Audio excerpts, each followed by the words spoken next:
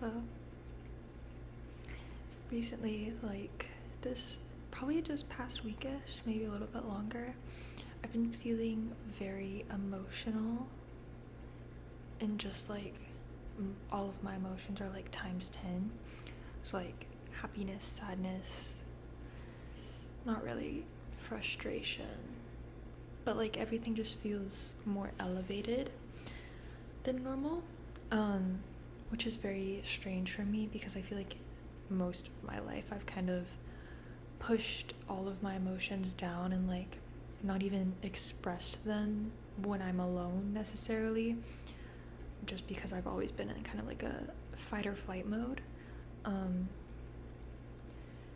But I feel very connected and in touch with my emotions, and I think it's very beautiful and something that I'm not used to, but something that I really love.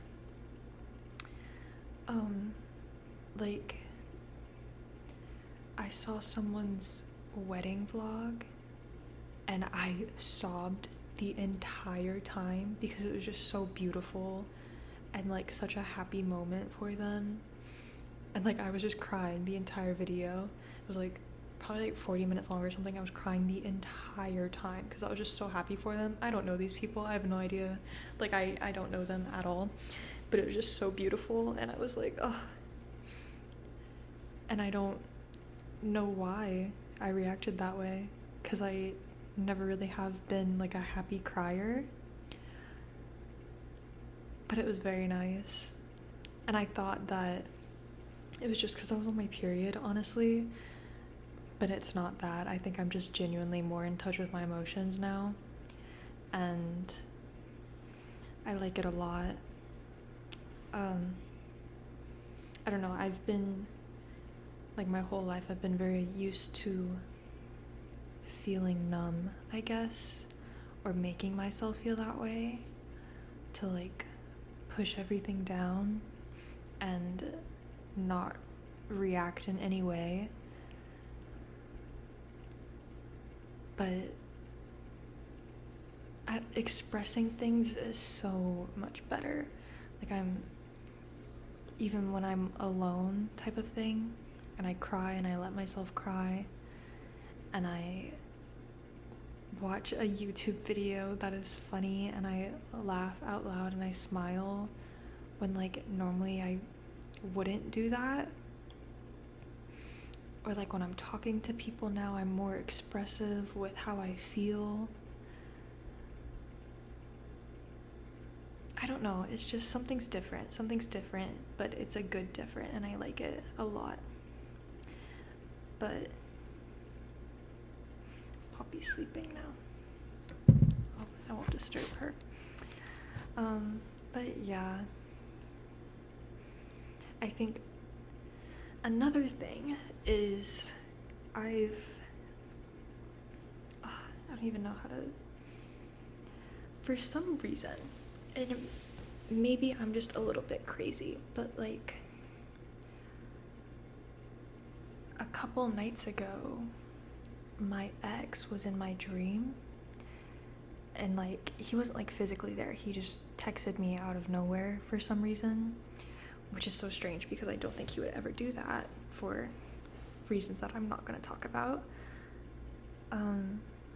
because I'm the one that ended that relationship, and I went about it in a very bad way, and I can recognize that now in retrospect, that the way I handled that was very poor. And I used to kind of blame those actions on past traumas, and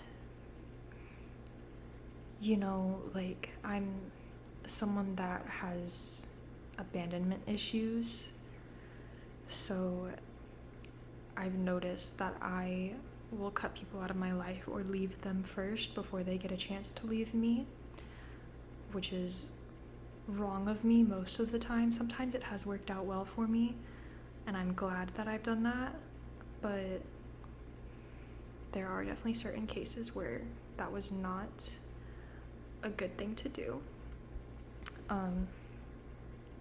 my ex included.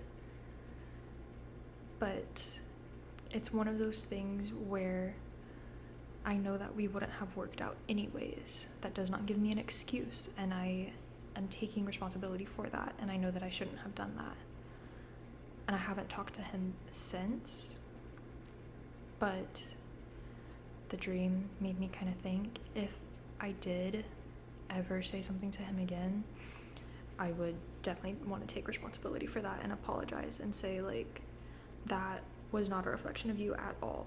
Was he the best person in the world? No. Was he an inherently bad person? No. It's just, I have past traumas, and that does not give me an excuse for anything. And I don't think anybody's trauma should be used as something to justify your actions, because that's just wrong. And, you know, after everything I've been through, I have used things in the past to justify my actions and say, like, oh, well, I did this because of that. But that's not really the right thing to do. And your traumas do not give you an excuse to treat people poorly. I don't really know what the main point of that was, but kind of that last sentence, I guess. Your past traumas do not give you an excuse to treat people poorly. Another thing, kind of along the lines of that, is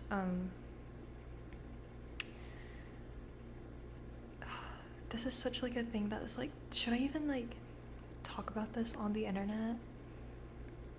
Probably not, but maybe I will anyways, because I kind of want to talk to someone about it. Oh, that was another thing I was gonna say.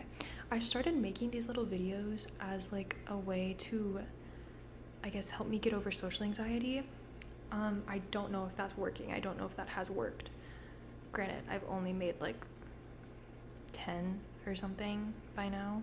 I think 10. So it's like, and I took a 2-month break. No, not 2 months. 1 month? I don't know. The last video I posted was the first time I came back after like a month. So obviously, I'm not gonna be over social anxiety at all. But the thing I've realized is I'm very comfortable filming these videos because it's kind of just like talking to myself, you know? Like I have my camera right here, I'm looking at myself right here, and I'm just sitting here talking to myself, which makes it very easy. The thing that I struggle with is talking to other real people.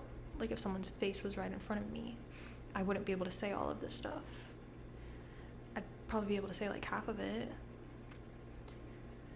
But I think the thing that I struggle with the most with talking with people is explaining my ideas and like my knowledge, and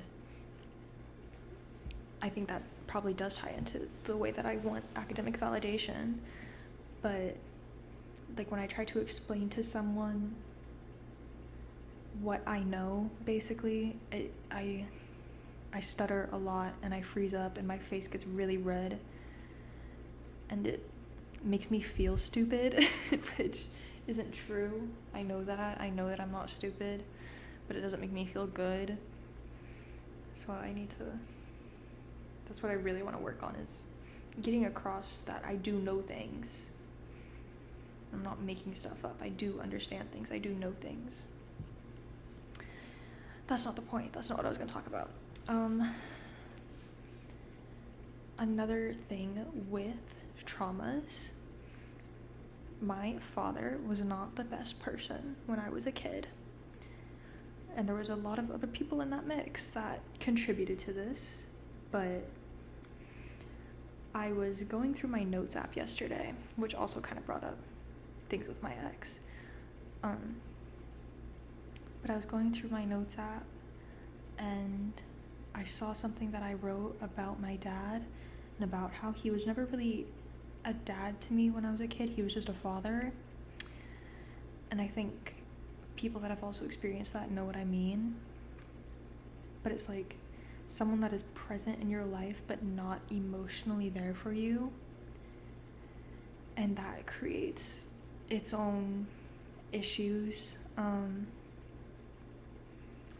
And it really fucking sucks to have someone like that, and to then have them later in your life act like none of that ever happened and act like they can just be there for you now. and to have money thrown at you like that's gonna fix everything.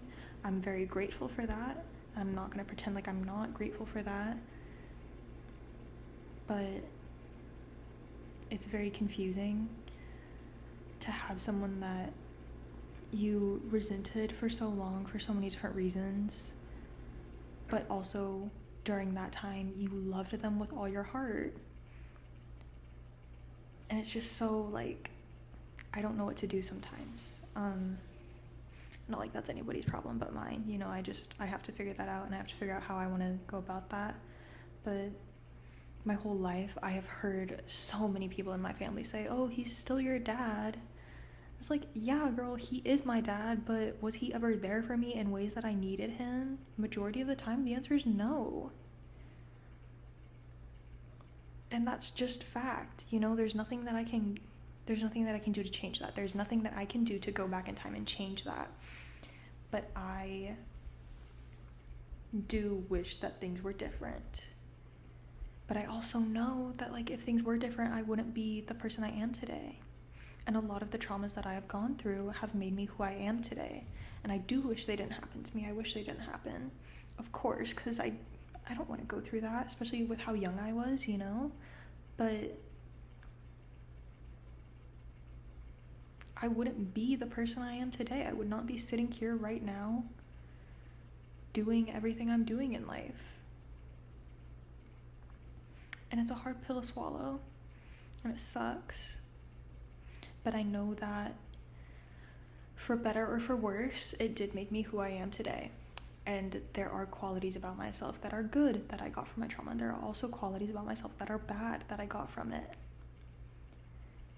And learning to accept responsibility for those things, and learning that no one can fix me. Like, I have to do that work myself. I can't just wish for it to all go away. I have to actively put in work to better myself. And I have to take responsibility for the things that other people have caused in my mind and have caused for, like, the way that I mentally developed. I have to fix all that. I have to fix those problems, which is so unfair, but you know, that's just life, I guess. I don't really know what else I would say about that. Those are my thoughts. That's how I feel right now. It's very confusing, and it's so annoying. But I'm feeling more emotions than I have my whole life, and I think that's probably a good thing. That is probably a sign of healing, of being able to tap into my emotions and say, like, oh, I'm allowed to feel things. I don't know. I kind of want to keep talking, but I've also been talking for a long time, and I don't really have anything else to talk about. I hope wherever you are in the world is filled with happiness, and if it's not, it will be soon. I wish all the best for you. Hope you're doing well. Hope you're happy. If you're not, you will be. It takes time. It takes a lot of time and a lot of work, but you'll be a-okay. So goodbye.